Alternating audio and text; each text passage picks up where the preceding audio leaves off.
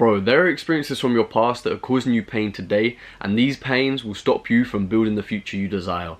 So today, guys, I'm going to be teaching you how I'm currently using the method Relive to Relieve to go back in my past, bring up the pain and trauma that I felt years ago, 5, 10 years ago, from my childhood all the way into secondary school, even college, even to just maybe a month ago, that is allowing me to get rid of the old identity and beliefs and these thought patterns that I have subconsciously about myself and build new ones. So without further ado, let's jump into it. I'm going to teach you guys exactly what I'm doing and give you a bit of education on what it is we're doing and why it works. So let's hop in. Pain from the past that runs our lives. So what we're going to be doing here is shadow work. So to give you a short brief on what shadow work is, this is something I've been really getting deep into, and I think it's one of the things as an entrepreneur you should and really have to do if you really want to see high levels of success.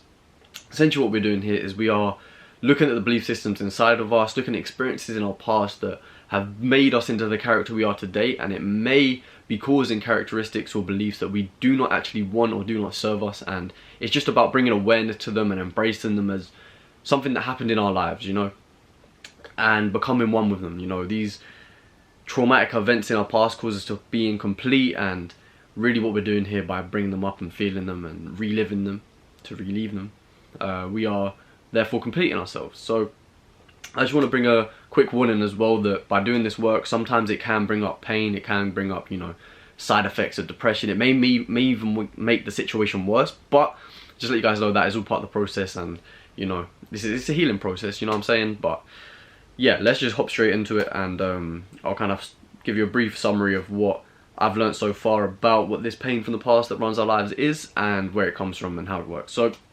essentially, we have events in our lives that have caused us pain, and still to the present day they're still causing us pain. So for example, you know, you might be in a group scenario and one time someone made you super embarrassed, and it was in a, you know, a public area.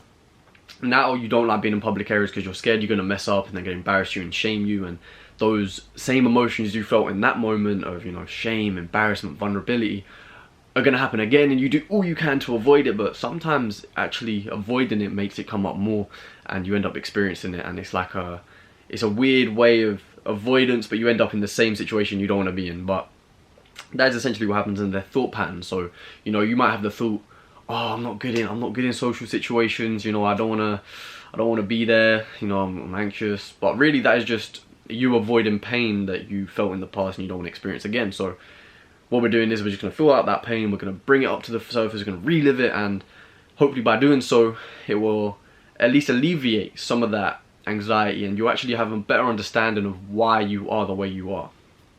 So holding on to this pain, so we suppress this pain, we've gone through it, and you know, when we was younger and stuff like that, but we've never really felt that pain and just let it go and seen it for what it is. We always hold it, some sort of resentment towards it, or you know, we just completely, it will come to our mind and we throw it away, or we're just not even aware of it. Sometimes we're not aware.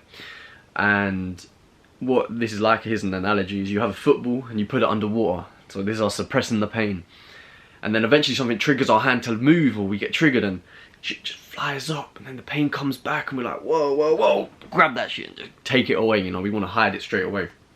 That's actually not the right thing to do, you know, because then we're hiding a part of ourselves. That's why it's called shadow work. This is our shadow. So a lot of the times from these experiences we feel things such as anxiety, depression, self-doubt, but we, or at least I did often, look at these problems, you know, anxiety, depression, as like as a problem in itself. I was like, oh, depressed, I need to go gym more. Oh, I'm anxious, I need to meditate more. Which are great things. These really can help you, you know, elevate in life and get to the next level, become more aware. But at the end of the day, the real solution is going back to the cause of our anxiety. What is causing our anxiety? You know, and looking at the main cause, bringing it up and feeling it out, and you know, just completing that incompletion. That's what it's called. It's an incompletion.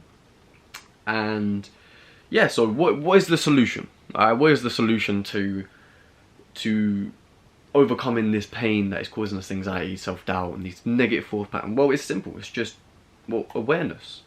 We just need to become aware of the incidents and memories of our past that are occupying our present and affecting our future. That was in a book called The Power of Letting Go.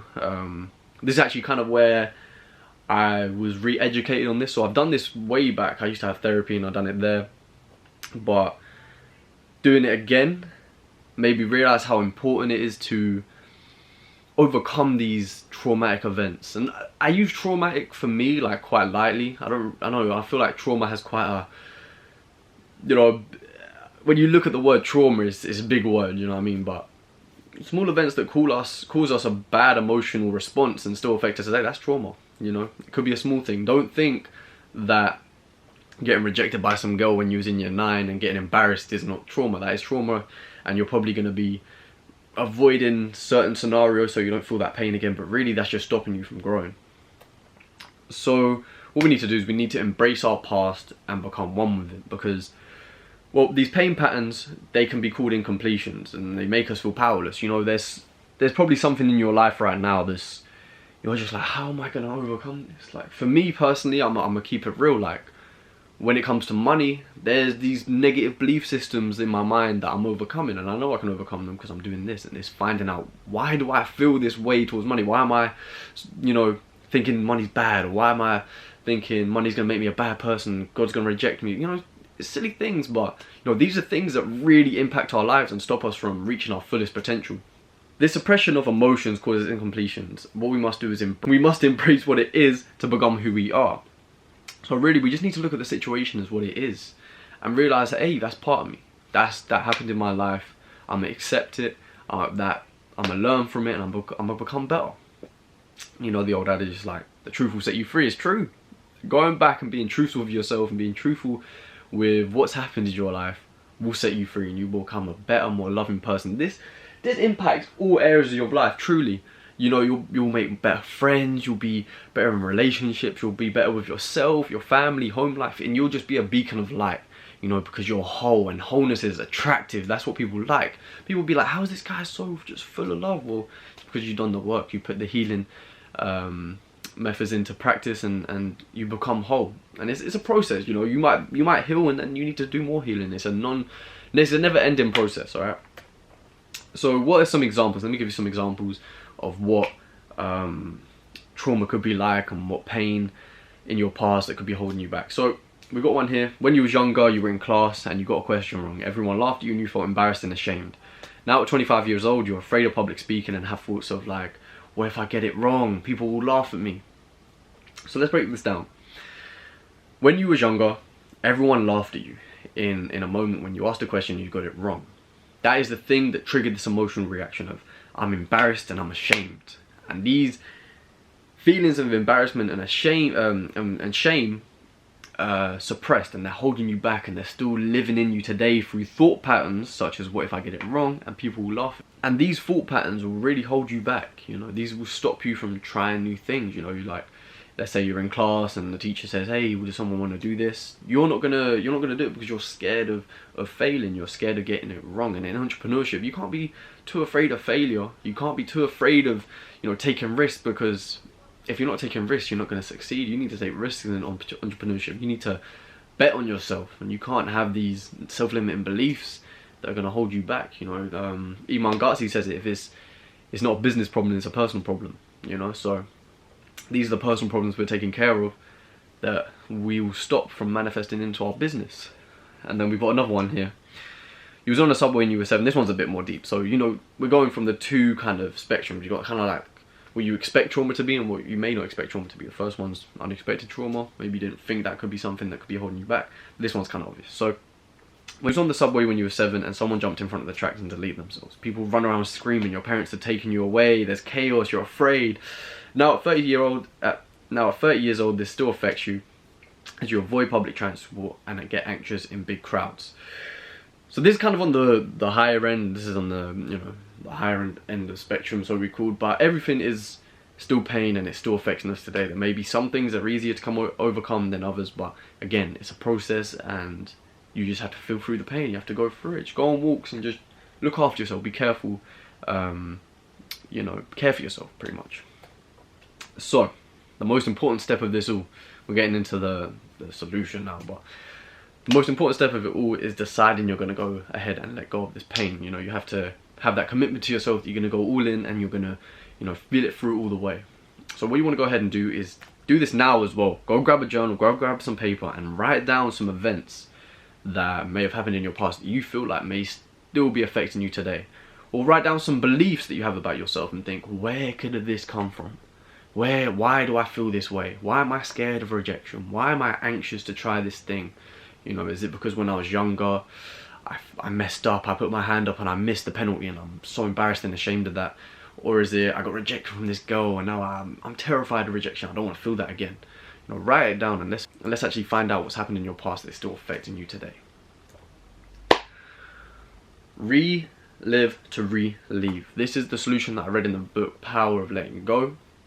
Very good book, crazy book. There's going to be a lot of wisdom and teachings that I got from that book that I'm going to be bringing to this channel. But what you're going to want to go ahead and do, there are two ways that you do this. I personally, they both work. I can tell you they both work. But you can either sit in front of your mirror and relive the incidents that are causing you pain by talking aloud and what took place. Alternatively, this is what I've been doing recently, is you grab a journal and you write the memory in extreme detail. And you know, the most important thing is you don't want to recall the moment. You don't want to be like, oh, you know, I went down the street and yada yada yada.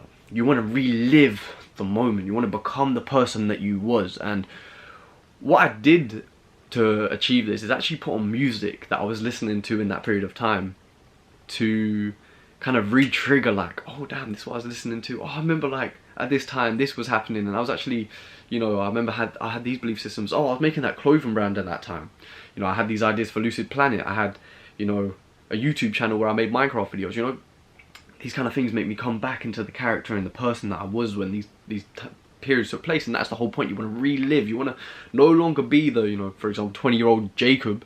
You want to be the 16-year-old Jacob who was going through it, who was depressed, anxious, you know, doing drugs all the time. Like, who was that person? And relive that experience of being him or her. So what I did is I sat there for hours and I just started journaling. I started writing. I think I was talking about rejection that I had in like year 10, bro, and how maybe that's still affecting me today. And I just relived it. I didn't even have a reason to like that. No, I just did it because I know it was a bad memory. I know I messed up and, you know, I wanted to just get that pain out and relive it. And bro, it was so weird, you know. I remember I was sitting there, I was like, bro, I literally feel like my year 10 self. I literally feel like I'm back in year 11, year 10. Feeling the same, like I had the same thought patterns. And that was the weirdest thing. I had thought patterns that I had back in year 11 coming back now. And I was like, whoa, like, are these still in my subconscious? And it's crazy, but yeah, so what you want to do is just relive the moment. This is how you heal. You know, you want to feel the emotions that come up when you're reliving this moment as well. Don't hide away from them. You know, don't go on your phone. Have your phone far away. Don't have a TV near. Just you and yourself in front of a mirror or journaling with the music that may be helping you trigger it or something like that, and just relive it. Do it as many times as you need to. It doesn't have to be once. It can be 2 times, 3 times, 4 times, 10 times, until it has less power on you and you actually maybe perhaps see a new perspective on what happened. Because when we intensely relive a moment where we experience incompleteness, the intense conscious focus will help relieve us of this incompletion. Relive any moment of suffering that makes you feel incomplete, which makes you feel like you can't manifest the life you want. And this is a quote from the book of Power of Letting Go. Great book, you know, there's so much just practical work you can do to improve yourself. But I'm just going to end it on that pretty much. Just relive the moment, man, intensely, with purpose and intent. You know, you want to bring it all back up. And with the focus that you have doing this, it will help you relieve you of this incompletion. It will let you get past what is holding you back. And it will start allowing you to actually manifest the life you want. It will start allowing you to take up opportunities that you may have never taken before because of these belief systems you've grown about yourself. You know, so this is the greatest thing I've discovered really in a while. And I've been doing it for a long time. And I'm pretty obsessed with learning about shadow work and finding out what is in my head that is making me not who I want to be.